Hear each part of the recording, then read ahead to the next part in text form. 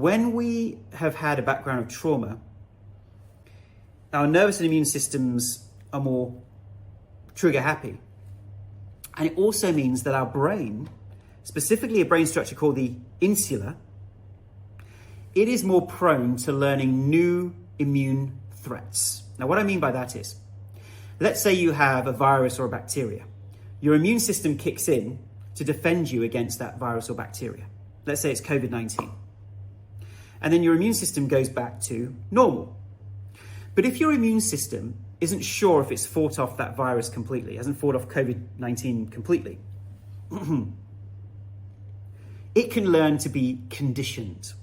Now, what that means is it keeps firing off itself. The insula keeps firing off the immune system, even though the invader has been fought off. And this is where the immune system gets stuck in the on position, all right? And that can then cause ongoing effects in the body, overinflammation, can cause effects all around every limb, every cell, every muscle, and in fact also impacts on the mitochondria in your body, making them less effective and less efficient.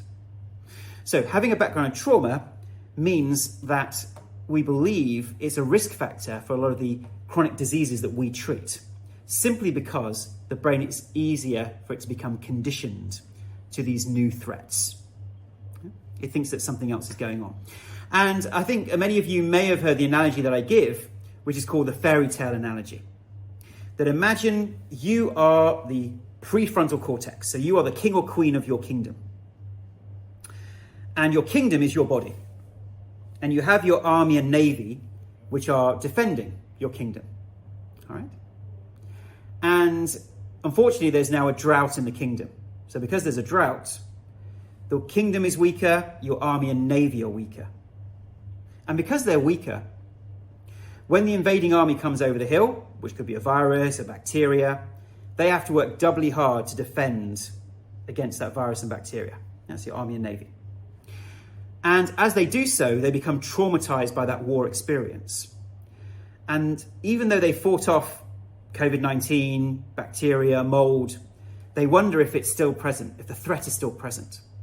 So they go into an overdrive mode where they keep firing off their weapons of war, their arrows, their cannonballs. They keep firing it off.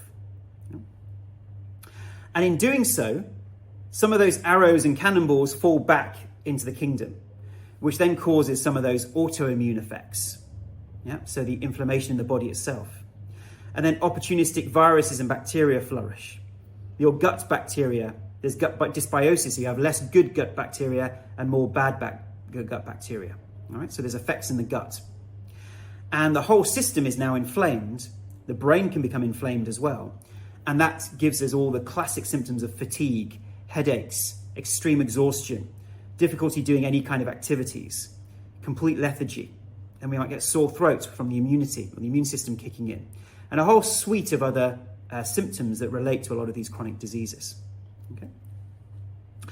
And that, as a result of trauma, it's more likely that the army generals and the navy generals can learn to become more reactive.